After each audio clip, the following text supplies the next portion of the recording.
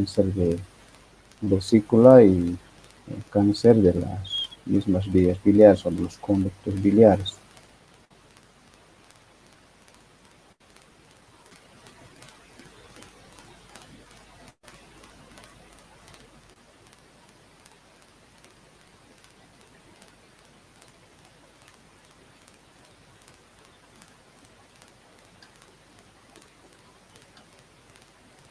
¿Se ve la presentación? Sí, doctor. Sí, doctor. Entonces iniciaremos, ¿ya? Yo creo que se van a ir incorporando hasta unos 2 minutos más tendrán para entrar, supongo. Entonces vamos a hablar lo que son, lo que le he denominado yo, tumores de las vías biliares. Entonces, estos carcinomas biliares, también llamamos así, son tumores malignos que son muy poco frecuentes, pero sí se presentan, aunque de manera excepcional. Varían, esto sí, de región a región, más o menos la presentación. Por ejemplo, en nuestro medio más se presenta en la parte de la zona andina, donde se presenta más este cáncer de vías biliares. Este tipo de cáncer tiene pues un pronóstico indeseable o malo a corto plazo. Y una de sus características de estos tipos de cánceres es que son clínicamente silenciosos, recién se van a manifestar cuando ya están en fases avanzadas o cuando ya ha habido una invasión tumoral hacia otros tejidos. También una de estas características de estos cánceres es que tienen, digamos, cuando ya ha habido una invasión local, ya es digamos, en determinados segmentos, su acceso quirúrgico es difícil. ¿Por qué hablamos de acceso quirúrgico difícil? Porque como veremos ya posteriormente, la conducta quirúrgica muchas veces se considera como curable en algunos casos, por eso se dice que tiene un acceso quirúrgico difícil. Generalmente aquellos lugares donde está tomando lo que es el hilo hepático o la zona pancreatoduodenal. Entonces, ¿cuál será también una de las características de este tipo de los cánceres biliares? Que a la larga van a producir una obstrucción biliar, digamos. Esto nos va a traer a consecuencia la clínica, ¿no? Durante su desarrollo. Y si nosotros resolveríamos aquella obstrucción, seguramente mejoraríamos la calidad de vida y tal vez podríamos prolongar la supervivencia o la sobrevivencia. De las obstrucciones biliares, que ya habíamos hablado anteriormente, cerca del 50% no tiene una causa calculosa. ¿Y cuáles serían entonces las otras causas de obstrucciones biliares? Entonces, dentro de las más frecuentes estarían los tumores malignos, ¿no? Y la mayoría de estos tumores, o sea, de estas obstrucciones biliares, o sea, las causas de estas obstrucciones biliares, más estarían englobando lo que son los tumores de la cabeza del páncreas, que también posteriormente vamos a hablar en nuestros temas de avance. Entonces, luego estarían lo que son los ampulomas, o sea, los tumores en la ampolla de Vater, los tumores en las vías biliares, la vesícula, y posteriormente lo que sería el hígado que estuviera infiltrando lo que son las vías biliares. En sí directamente no hay evidencia de una susceptibilidad familiar o genética, pero se han descrito algunas alteraciones genéticas que posiblemente puedan predisponer a su desarrollo. Entonces, los tumores de vías biliares se van a clasificar en lo que son los tumores de la vesícula biliar, concretamente, los tumores de la ampolla de Vater o los ampulomas que les he mencionado, y los tumores de la vía biliar principal. ¿Ya? Estos lo vamos a subdividir posteriormente en tres segmentos o en 3 lugares.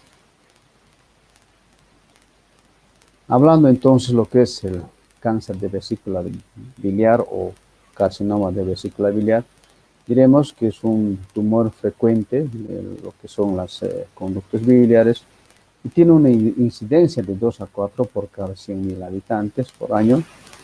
Esto se ha determinado a través de esta prevalencia, a través de autopsias, que en autopsias que se han realizado, se ha visto una prevalencia hasta el 0,5%. Se va a decir, todos los autopsias que se han hecho, de 100, digamos de 200, uno va a tener cáncer de vesícula biliar. Y esta cáncer de vesícula biliar es 4 veces más frecuente en las mujeres que en los varones. Bueno, tendría alguna relación, ¿no?, con lo que hemos hablado de la incidencia mayor en mujeres de la litiasis vesicular. Entonces, por esa razón, se la asocia a la litiasis biliar. Entonces, diremos que la litiasis vesicular, en los cánceres de vesícula biliar, la litiasis biliar está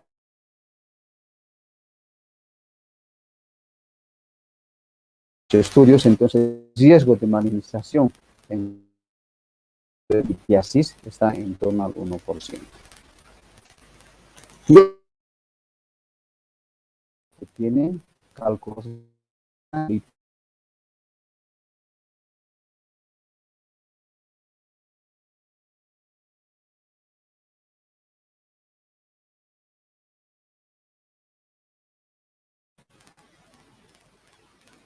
Hola, escucho, dígame. A ver, también está mal. Estaba mal enchufado. Reiniciamos. Ahora, ¿estamos bien? Sí, doctor. Ya estaba más enchufado. Ahora sí.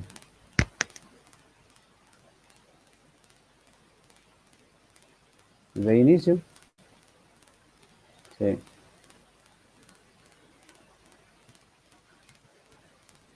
Ya, vamos a continuar la parte donde dice cáncer de vesícula biliar. Ya. Entonces, el cáncer de vesícula biliar, o también denominado carcinoma de vesícula biliar. Entonces, ese es un tumor frecuente de las vías biliares con incidencias de 2 a 4 por cada 100.000 habitantes por año. Se ha visto la prevalencia en material de autopsia que es del 0,5%, es decir, de 200 autopsias que se realizan, uno va a tener un cáncer de vesícula biliar. El cáncer de vesícula biliar es 4 veces más frecuente en mujeres que en varones y se asocia a litiasis biliar. Vale decir esto de que en los cánceres de vesícula biliar vamos a encontrar frecuentemente que está asociado a litiasis biliar, hasta en el 70 al 90% de los casos. Y el riesgo de malignización, como ya habíamos hablado anteriormente, de la litiasis vesicular están en torno al 1%. Y este riesgo es mayor cuando los litos son grandes, vale decir mayores a 3 centímetros. La edad media de presentación de los cánceres de vesícula biliar es más o menos a los 70 años.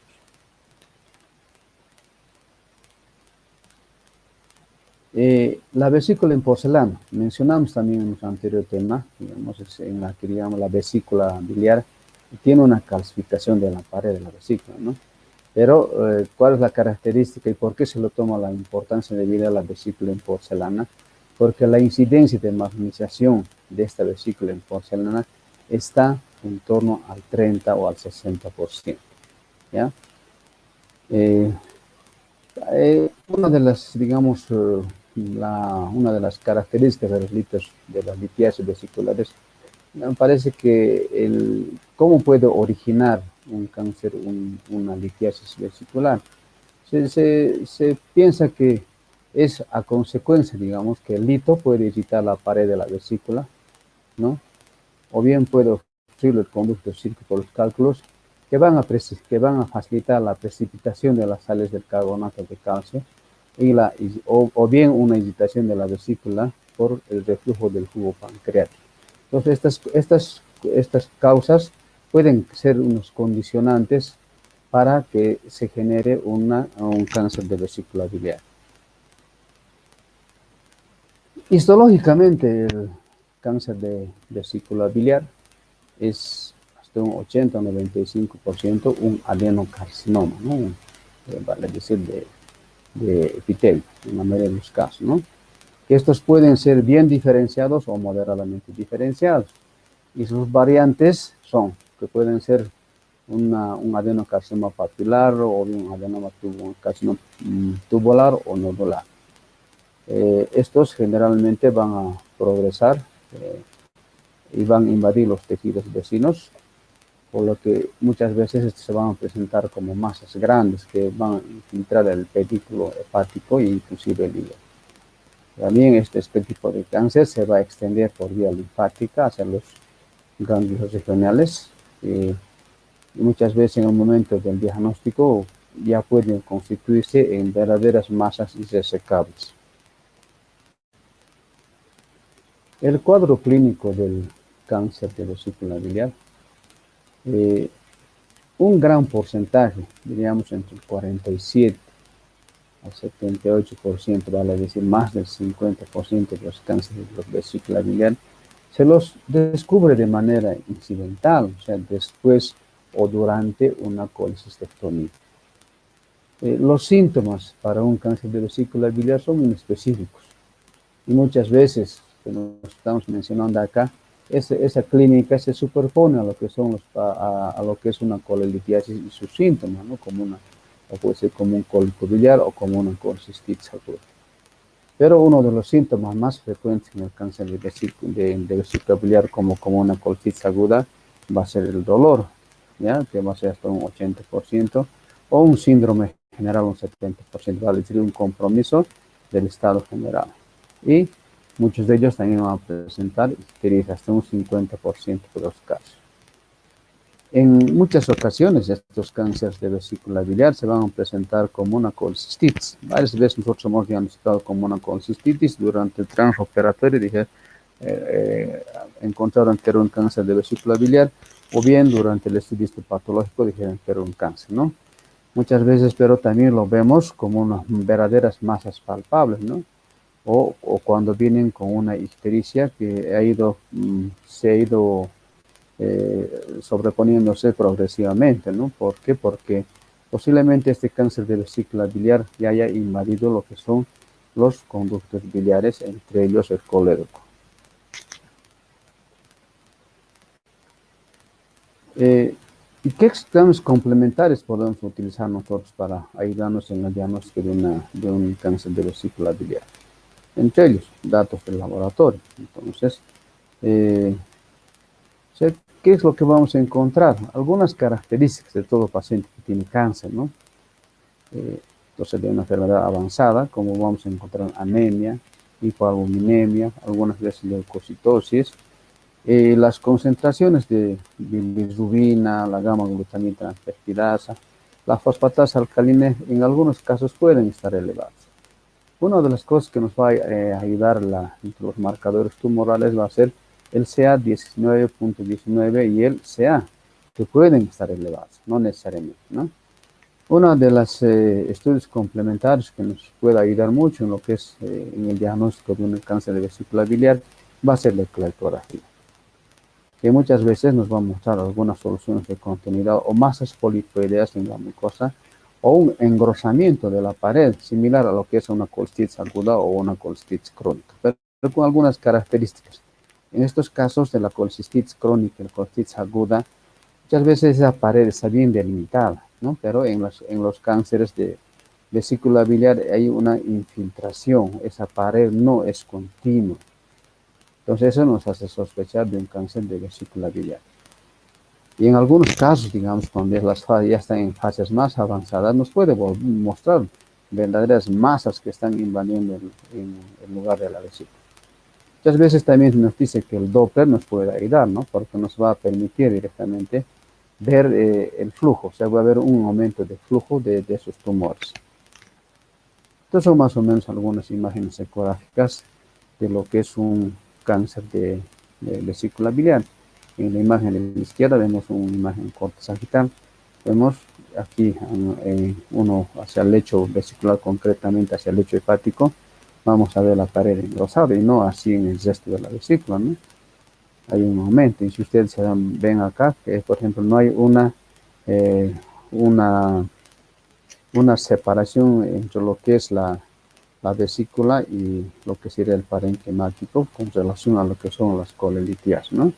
En la imagen de la derecha ya vemos aquí básicamente dentro de la luz vesicular verdaderas masas fungoides, ¿no?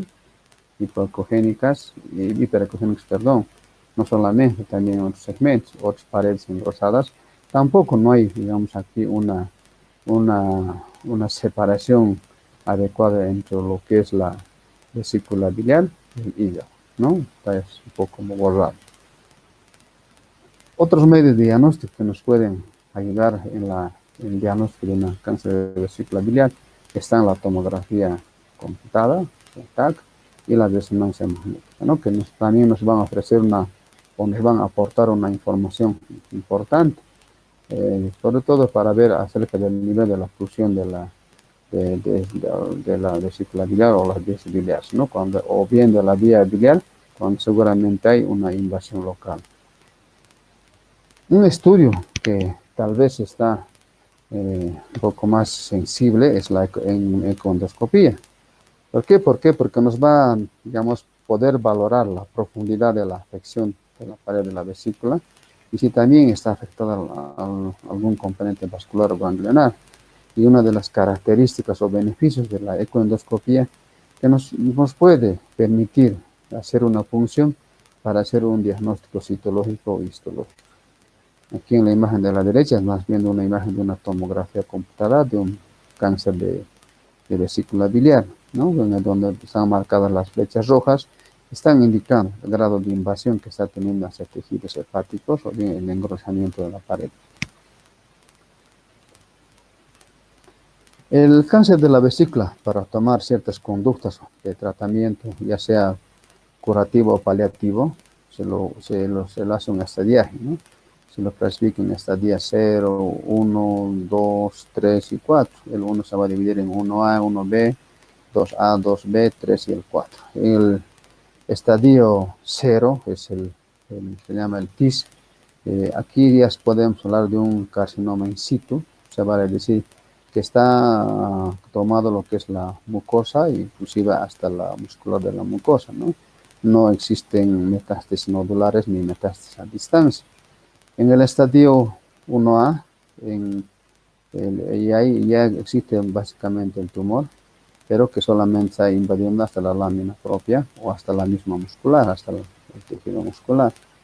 Y en el estadio 1B existe el tumor, no hay nódulos ni metástasis, y la invasión se está concretizando hacia la parte perimuscular, a la muscular, ¿no? En el otro era la muscular mucosa. Y en el estadio 2A existe el tumor, está el cáncer, no hay tampoco metástasis o digamos invasión de nódulos linfáticos. Sí, en realidad ya ha tomado hasta la serosa del cáncer, ¿no? Concretamente hasta su peritoneo visceral.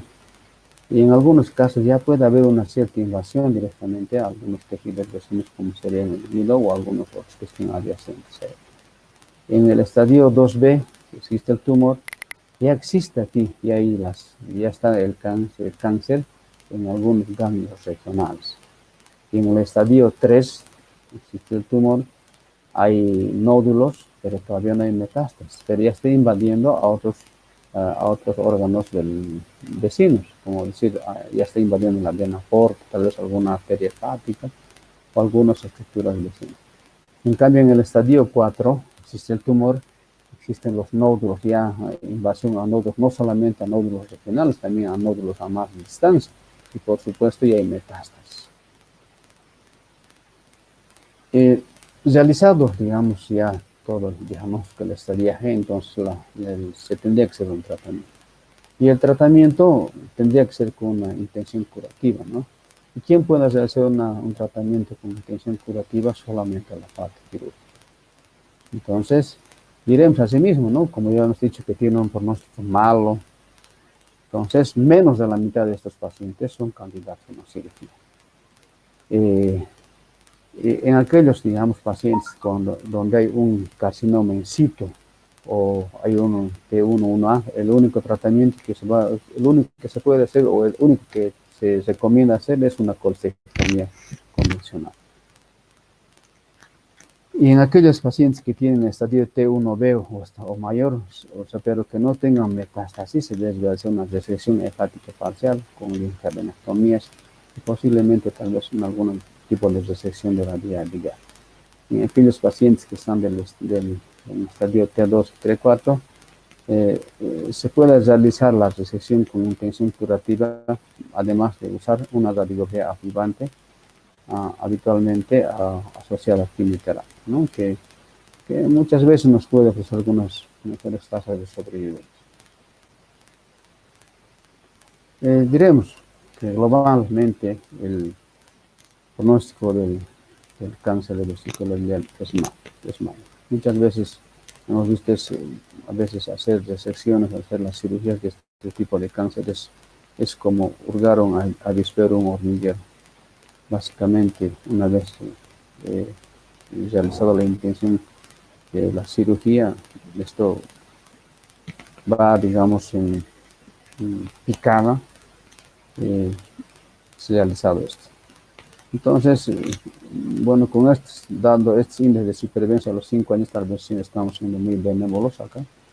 Según menciona la literatura, la supervivencia a los 5 años de los pacientes con enfermedad localizada es hasta el 40%, en los pacientes con enfermedad localmente avanzada hasta el 15%, y en aquellos que existe ya una enfermedad a distancia, el pronóstico es el 10%, o sea, a 5 años de sobrevida.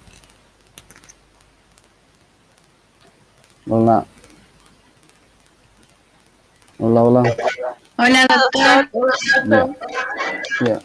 Pueden preguntar, piensan que van a preguntar mientras llamo listo, ¿ya? Están 40 en este momento. Voy a llamar una sola vez, digamos, si es que no los he llamado, voy a volver a llamar, pero los que no estén, no estarán, no creo que... Ya, 40. Crisley Aguiar. Crisley.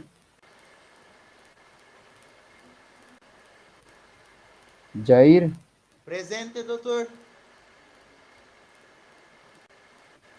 Conan. Presente, doutor. Buenas noches. Buenas noches. Escuchou a Jair, doutor? Leonardo Antonio. No sé. Ya. Joana Bianca. Presente, doctor.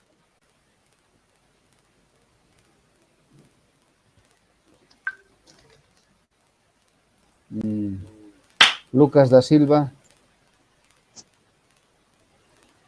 Presente, doutor. Lucas da Silva Alves. Sim, presente.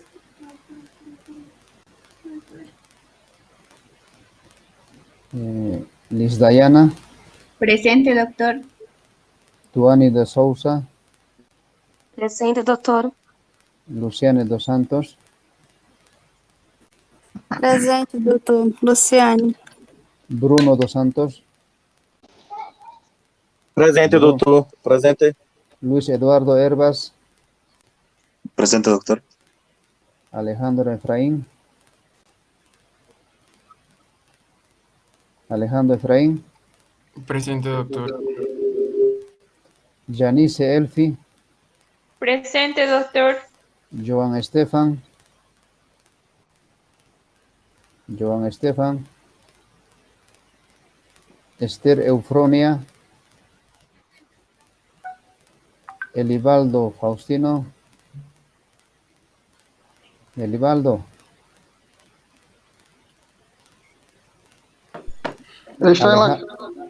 Elibaldo.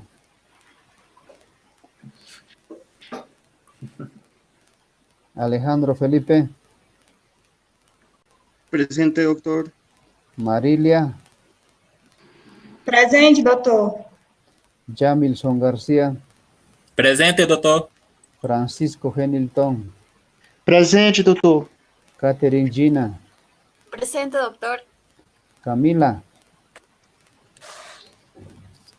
Presente, doutor. Rogerio. Presente, doutor. Me escuta? Sí. Sandra Hinojosa. Sandra. Erwin Eris. Presente, doctor. María Jacqueline. Presente, doctor. Ana Karine Núñez. Presente, doctor. Renate Lara. Presente, Renat- doctor. Presente, Mariana, doctor. Mariana Lima. Presente, doctor. André Luis. André Luis. Paola Martins. Presente. Priscile Meireles. Priscile. Estefanía Michelle. Estefanía.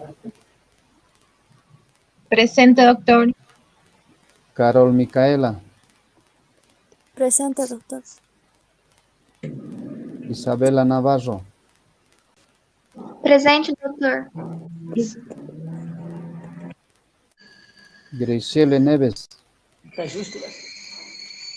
Graciele. Presente, doctor. Francisco Núñez. Presente, doctor. Presente, doctor. Israel Obando. Israel. Presente, doctor. Patricia Pereira. Presente. Luana Pereira. Presente. Ricardo Rodríguez. Ricardo. Daniela Ugarte. Presente, doutor. Dionata Javier. Dionata. Francisco Alice. Francisco. Francisco Alice. Dayana Zapata. Presente, doctor. Ana Celia. Presente, doutor. Me escuta? Sí. Maribeth. Maribeth Presente, Zurita. doctor. Maribel. Uno más aumentó. ¿Quién será? No sé.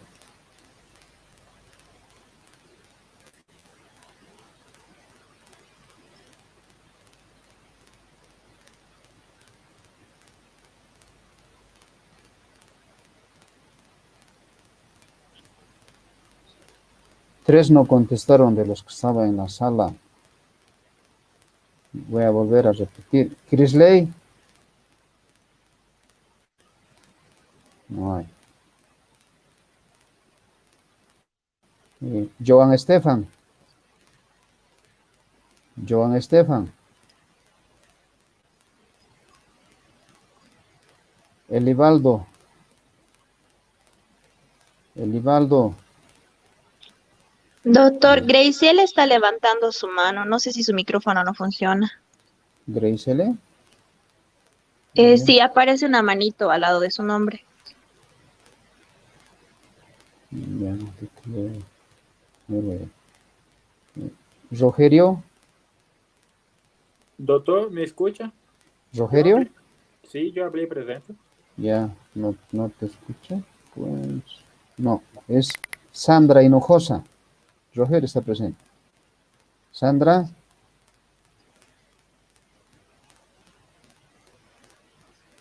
André Luis. Priscile es la que está levantando la mano, ¿no? Sí, doctor. Priscile, ya. André Luis, no hay. Doctor, acaba de escribir André. Presente, doctor, no da el audio. Pero está escuchando. Ya, André Luis.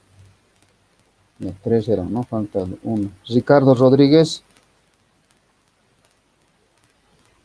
Ricardo Rodríguez. Nada. Dionata Javier. Dionata. Nada. Doutor, Jonathan escrito, dije que não dá seu áudio. Ya, Dionata. Doutor, presente. Elivaldo acaba de cambiar de computadora e de provedor. Me escuta? Sí, a ver, ¿dónde? Elivaldo Faustino Esteves. Ya, Elivaldo. Sí, pues ya me estaba extrañando. Sí. Siempre estaba presente, ya. Dionata, ya dijo. Francisco Alice. No. Listo, ya están los 40, 41. Ya no más 50 lo hemos dado.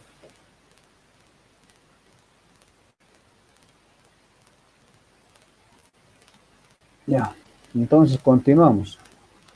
Continuamos hablando de lo que son los tumores o cánceres de vías biliares o de los conductos biliares.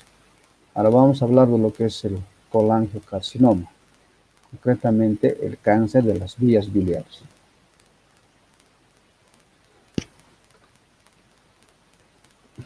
Entonces, este colangiocarcinoma es un carcinoma epitelial también, que está originado en el epitelio de los conductos biliares, ya sean estos conductos biliares intra o extrahepáticos. Estos cánceres representan por lo menos en menos del 2% de todas las neoplasias malignas. Es el 9º tumor maligno del aparato digestivo. Entonces, tal vez, en mi parecer, en lo que yo veo, es tal vez más frecuente que el cáncer de vesícula biliar. Entonces, estos tipos de enfermedades malignas hepatobiliares van a representar del 3 al 13% de la mortalidad global relacionada con el cáncer. Su incidencia en los países occidentales es del 2 al 6% por cada 100.000 habitantes año. Esta enfermedad es más frecuente en el sudeste asiático. Esto está muy relacionado, según mencionan ellos, con algunas parasitosis crónicas endémicas en estos lugares, siendo sus tasas de incidencia hasta de 96 por cada 100.000 habitantes, ¿no? Mucho. Nosotros aquí estamos mencionando 2 a 6 casos, pero en este caso donde hay este tipo de parásitos, hasta 96 por cada 100.000 habitantes, casi 50 o 100 veces más. En uno de los países donde se han hecho estudios, en Australia, esta tasa es baja, al 0,1 por cada 100.000 habitantes, vale decir 1 por cada 1.000.000. Se menciona asimismo que hay tasas altas en aquellos pacientes de origen hispano y estas tasas son más bajas en los afroamericanos. La edad de presentación de estos casos de colangiocarcinoma habitualmente es entre los 50 a los 70 años. Y del 52 al 54% de estos casos corresponden al sexo masculino, casi la mitad también. Se trata de un tumor muy agresivo, con sobrevivencias bajas, 30% al 1 año y 5 a 10% a los 5 años. Se lo puede clasificar estos cánceres de vías biliares de acuerdo a su localización, intrahepáticos, extrahepáticos o en la parte del ilio, o bien extrahepático más distal, ¿ya?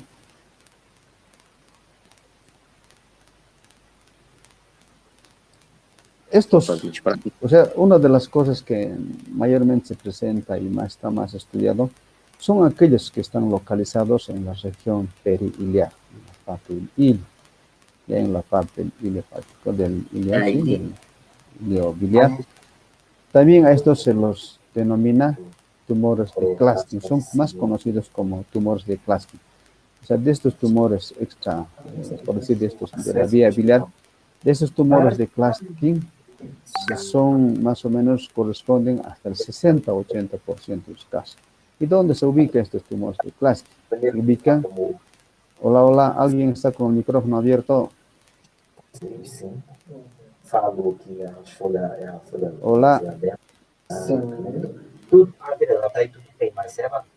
¿Quién está con su micrófono abierto? Bruno, doctor. Bruno, tu micrófono está abierto.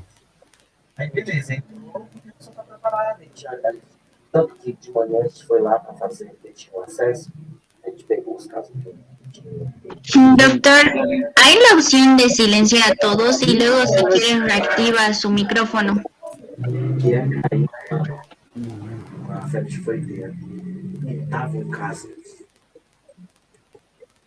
Francisco Alisson.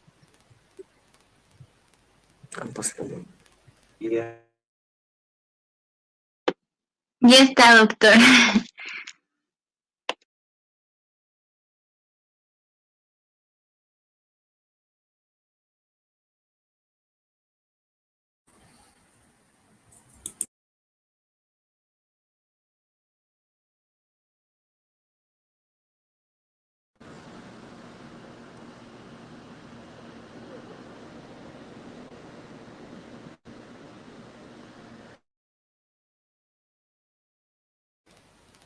Hola, ¿he vuelto? Hola, doctor. Sí, doctor. Listo. Doctor, en hora de la llamada mi computadora estaba mal. Por eso ahora ingresé por mi teléfono y cuando ha hecho la llamada no contesté por eso. ¿Quién está hablando? Dionata Javier.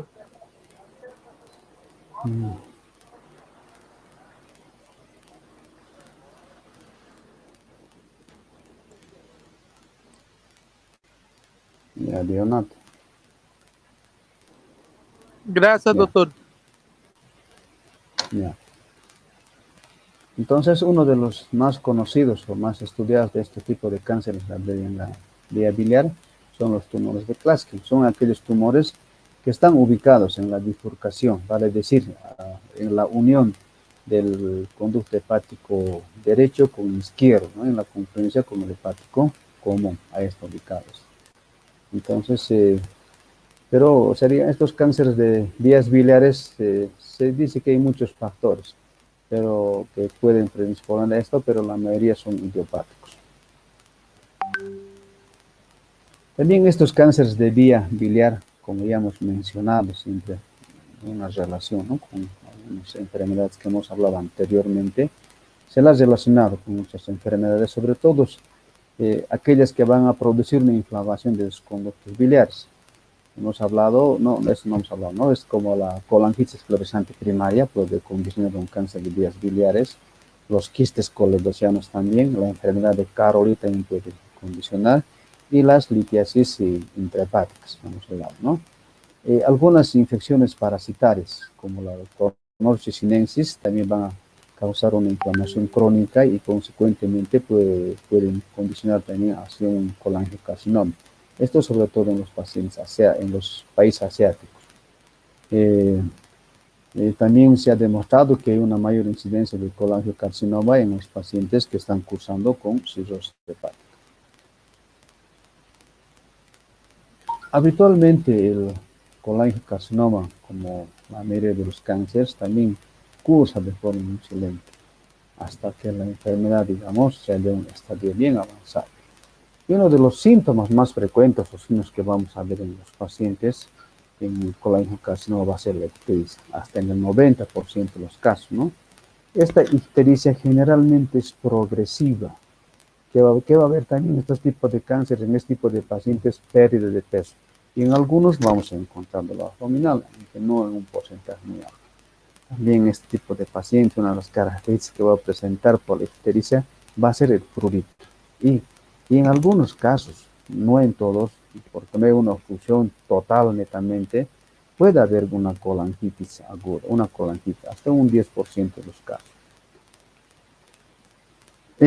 Esta ictericia muchas veces, la presentación muchas veces suele ser tardía, ¿no? O sea, ¿por qué? Porque no hay en realidad, no hay en sí en muchos de los casos una obstrucción total, es una obstrucción que va progresando paulatinamente conjuntamente a la ictericia, salvo, digamos, que el tumor esté afectando una vía principal, ¿no?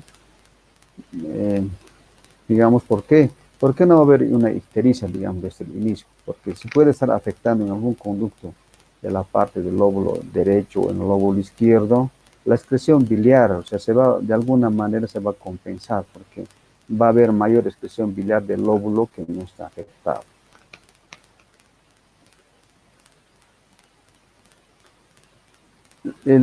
Los colangiocarcinomas que están en la ampolla de Bater o los ampulomas, ¿no? También van a producir un cuadro de ictericia obstructiva que es indolora, similar a lo que es, digamos, a los cánceres de la cabeza del páncreas o tal vez al adenocarcinoma duodenal. Una de las características que puede tener el cáncer de la ampolla de Vato de los ampulomas, que pueden haber muchas veces pacientes pueden debutar con unas hemorragias digestivas altas, ¿no? Y entonces, si van a estar, digamos, son sangrados intermitentes que pueden tal vez pueden causar una anemia de tipo ferropénico por el sangrado. Y durante nuestra exploración física, ¿qué es lo que vamos a encontrar? La ictericia, la fase ictérica, las esferas, todo el paciente ictérico netamente. Y en algunos casos tal vez vamos a encontrar una hepatomegalia, ¿no? Muchas veces indolora, ¿no? Uno con una hepatomegalia lisa, o sea, sin ninguna deformidad. También, de acuerdo a la localización del tumor y la permeabilidad o no del conducto cístico, en algunos casos de colangiocarcinoma o de cáncer de vías biliares, sobre todo aquellos que están distales a la unión del conducto común con el cístico, podemos palpar, o bien ecológicamente podemos encontrar una vesícula distendida, o sea, vale decir una vesícula distendida que nos va a permitir palpar. A esto nosotros llamamos el signo de Courvoisier. Ustedes, por si acaso, pregunta de examen. Y alguna vez también cuando ustedes vayan o están haciendo el internas van a preguntar cuando estén palpando, ¿hay Courvoisier? Ya saben a qué se están refiriendo, ¿no? Cuando dicen hay Courvoisier, a ver si ustedes están palpando o no están palpando vesícula biliar. En el laboratorio lo vamos a encontrar, o sea, las alteraciones laboratoriales típicos de lo que es un cuadro de colestasis. ¿Qué va a haber? Elevación de las bilirrubinas, elevación de la fosfatasa alcalina y de la gamma-glutamina transferidasa. Entonces, estos tres nos van a indicar que hay una colestasis, o sea, que no está viendo una progresión adecuada de la bilis hacia parte distal. En algunos casos también podemos encontrar alteraciones como el cáncer de vesícula biliar. Estos marcadores tumorales, el CA199, ¿sí? Cuando es mayor a 100 unidades por ml, su sensibilidad es 75%, su especificidad hasta el 80% en los casos para el diagnóstico de ese tipo de patologías. Algunas veces también pueden estar los niveles de alfa-proteínas son normales o algunas veces ligeramente alterados. Entonces, para hacer un diagnóstico de cáncer de vías biliares, entonces vamos a recurrir a algunas técnicas de imagen, ¿no? para de acuerdo a eso decidir un tratamiento. ¿Qué nos va a permitir también esas técnicas de imagen? Nos van a permitir precisar una localización, digamos, el nivel de la oclusión de esa vía biliar y si hay tal vez afectación de la parte vascular o tal vez afectación o toma de algunos ganglios linfáticos. Uno de los primeros estudios complementarios a los que podemos recurrir, y hemos hablado con esto, sus beneficios, ¿no? Con referencia de la ecografía, hablando de lo que son las litiasis biliares. Entonces, pero una de las cosas es que, digamos, la ecografía tiene una rentabilidad diagnóstica un poco limitada. O sea, lo que sí, ¿para qué nos va a servir? Útil para ver si hay dilatación de las vías biliares, sobre todo por encima del nivel de la oclusión. A la derecha tenemos una imagen de una ecografía con dilatación de vías biliares, ¿no? Hay dilatación de vías biliares. También, si tenemos efecto Doppler, podemos valorar la permeabilidad arterial o portal. La tomografía también es un estudio que nos puede ayudar en el diagnóstico de un colangiocarcinoma. Si bien tampoco nos va a detectar la lesión tumoral, pero muchas veces nos puede decir el nivel de la oclusión biliar.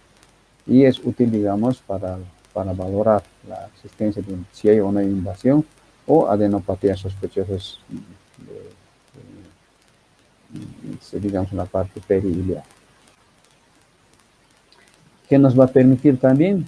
También, digamos, nos va a permitir valorar el volumen o el tamaño de los lóbulos, que pueden ser a la hora de planificar puede ser importante a la hora de planificar un tratamiento quirúrgico. Otro estudio que es muy es adecuado también es la colangioresonancia magnética nuclear, ¿no? Que nos va a permitir esto también realizar valorar, mejorar la lesión tumoral y sobre todo ver la extensión. ¿Qué es también lo más adecuado de todo esto? Que nos va a permitir una buena valoración de la vía biliar y del árbol vascular. Estudio también la ecoendoscopía. También es un buen estudio para valorar los conductos biliares. Y una de las características o la ventaja de este que nos va a permitir detectar la presencia, si hay ahí o no hay invasión vascular. También, ¿no? Como todo cáncer siempre debe tener un diagnóstico histopatológico que nos va a permitir realizar funciones bajo guía para hacer ese estudio histopatológico de la lesión o tal vez tomar biopsias o muestras de alguna adenopatía periférica sospechosa. La CEPRE o la colangiopancreatografía retrógrada endoscópica. Esto nos va a permitir, digamos, detectar el nivel de la obstrucción, ¿ya? Pero si, digamos, la obstrucción es muy marcada, no siempre, digamos, nos va a indicar la extensión o la longitud del tumor. Además que nos puede permitir hacer la CEPRE, o sea, durante el estudio podemos tomar muestras de bilis para realizar un estudio histopatológico. Alguna vez he visto que inclusive a través de este estudio se puede introducir algún tipo de pinza o bien una especie como un cepillo que nos va a permitir tomar muestras así de tejido y hacer un diagnóstico un poco más fino, ¿no? Sobre la característica histológica de este tumor. Se menciona también lo que es la tomografía con emisión de positrones, que tampoco, pero no es muy útil, ¿ya? Pero sí nos puede permitir ver las lesiones medulares, o bien detectar las metástasis a distancia. Esta es una imagen de colangioresonancia, que está haciendo una reconstrucción del árbol biliar o de las vías biliares, donde indica la flecha, que es el lugar del estenos, ¿sí? de la vía biliar. Y a la derecha tenemos una CEPRE, o sea, una colangiopancreatografía retrógrada. En este caso no está haciéndose una pancreatografía, está haciendo solamente una colangiografía retrógrada endoscópica. Tenemos nuevamente, esto es lo que vemos acá, estamos marcando, ese es el endoscopio o es el endoscopio de visión lateral, ¿no? Que nos va a permitir a través de los catéteres opacificar lo que son las vías biliares, ¿no? Utilizando contrastes violares. En este caso vamos a ver que aquí, en este lugar, hay una estenosis en la vía biliar. Afortunadamente no es total la obstrucción y ha permitido el paso del contraste hacia las partes más proximales de la vía biliar. Entonces, una vez realizado el diagnóstico, hay que pensar, ¿no?, en el tratamiento. Y claro, pensaríamos siempre hacer un tratamiento curativo, ¿no? Y como en la vesícula biliar, el único tratamiento curativo para las colangiocarcinoma tendría que ser también quirúrgico. Pero esto también, como en el otro, en lo anterior, el tratamiento, o sea, curativo solo se aplica en pocos casos, ¿no? Porque siempre va a haber una recidiva tumoral. Hasta en el 50% de los pacientes con colangiocarcinoma que se operan no son irresecables. Entonces, si digamos no se puede hacer una resección del cáncer, o muchas veces estas resecciones tienen que ser ampliadas hacia el hígado, o si no se puede hacer todo eso, lo que se debe hacer son tratamientos paliativos. Entonces debe drenarse la vía biliar, ¿sí? La vía biliar, y ya sea a través de la CEPRE, o bien de una colangiotranspercutaneal, o sea, hacer accesos de afuera, a través de la piel del hígado hasta la vía biliar. La eficacia de estas dos técnicas, o sea, en conseguir, o sea, ¿cuál es nuestro objetivo si no se puede hacer las resecciones? Es hacer el drenaje, o sea, conseguir que haya un drenaje biliar, ya sea hacia adentro, que sería lo ideal, a través de la endoscopía, o bien hacia afuera en forma paliativa. Y la eficacia de esto es similar a lo que haría una cirugía. Pero ¿cuál es la ventaja? Tiene una menor morbilidad y una menor mortalidad. Además, está más barato, tal vez, ¿no? ¿Para qué se hacemos esto? Para que este drenaje, si es eficaz, va a mejorar la calidad de vida de estos pacientes. Pero, ¿cuál será el problema? Que generalmente estas prótesis se pueden obstruir, entonces hacen que vuelva el problema. O bien, directamente, si es hacia el interior, hacia el intestino delgado, estas prótesis también muchas veces pueden migrar o volver a obstruirse en los casos de las prótesis metálicas por crecimiento del tumor. También se menciona lo que son la quimioterapia con los elementos 5-fluoracilo, capecitabina, irinotecan o cisplatina, pero tienen muy poca eficacia en el tratamiento de estas patologías. Más o menos aquí nosotros tenemos algunas imágenes de lo que son, esta es una imagen endoscópica de un ampuloma, un tumor de la ampolla de Barrett. Entonces el objetivo de esto es hacer una ampulectomía. Así es como la imagen, se mete un endoscopio, se localiza, se lo lía, digamos, con una asa de polipectomía, similar a lo que se hace cuando se extirpa pólipos, se lo enlaza, se utiliza el electrocautero, se lo extirpa. Es más o menos así como quedaría después ese lecho duodenal donde estaba la ampolla de Barrett. Entonces, más o menos un algoritmo, una escalera que se puede utilizar cuando nosotros tenemos una estenosis de vía biliar una estenosis maligna del árbol biliar, ya utilizando la clínica, los análisis, las imágenes y todo, ¿no?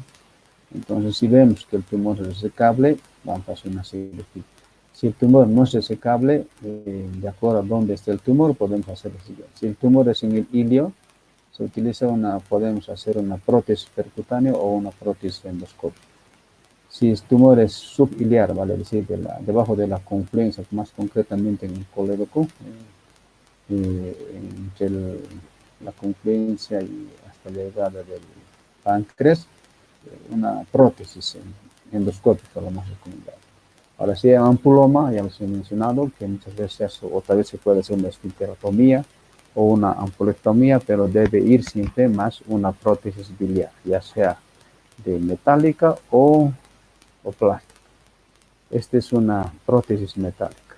¿Cuál es la característica de esto? De que, digamos, el tejido tumoral no va a invadir hacia adentro, pero una de las desventajas es que se puede obstruir porque si hay un espesamiento de la bilis, ¿no? O sea, por la misma bilis se puede obstruir. O bien puede estas muchas veces migrar, o sea, moverse de su sitio. Otra alternativa son, claro, estas prótesis son de un calibre limitado, ¿no? Hasta cierto límite nomás, si no mal no recuerdo, hasta de 10 a 14 frames aproximadamente. Otra de las cosas que se puede colocar es una endoprótesis metálica, ¿no? Autoexpansible. Entonces estos también se los realiza a través por vía endoscópica. ¿Cuál es la característica, la ventaja de esto? Que te consigue calibres mucho mayor calibre que una endoprótesis, ¿no? Hay un mejor drenaje. Habitualmente esto no migra, pero ¿cuál es la desventaja?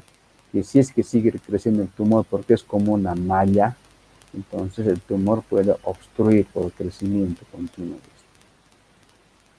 Y este es más o menos lo que es una de las alternativas que les hablé de un drenaje biliar externo. Es una CTTH.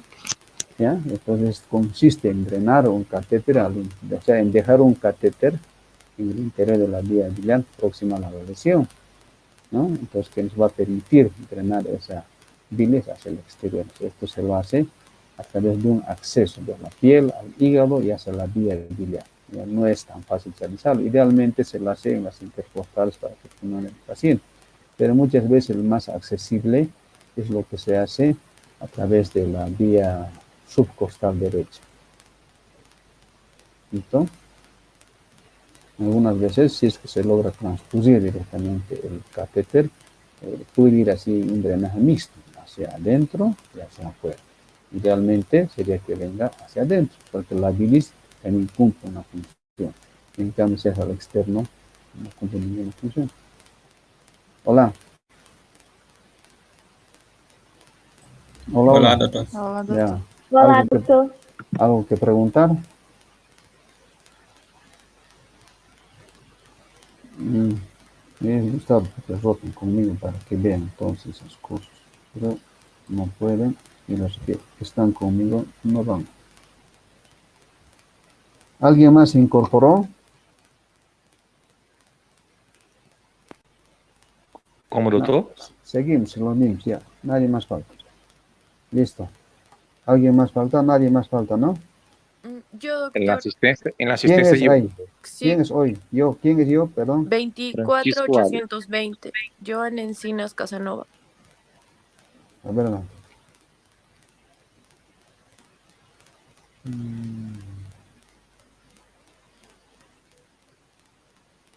Sandra.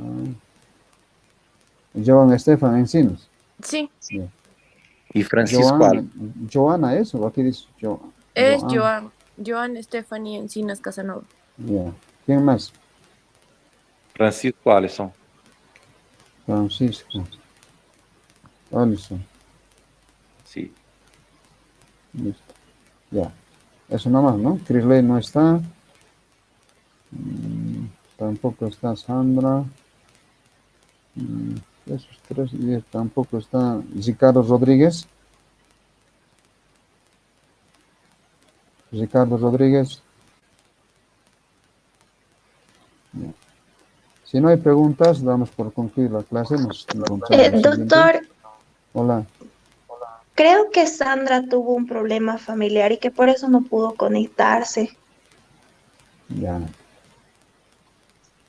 Ya vamos a tomarlo en cuenta. Listo. Ya, doctor, gracias. Listo. Ya, entonces nos vemos en la siguiente. Nos vemos otra vez. Nos conocemos. Gracias, doctor. Buenas noches. Chao, buenas noches. Hasta luego. Buenas noches.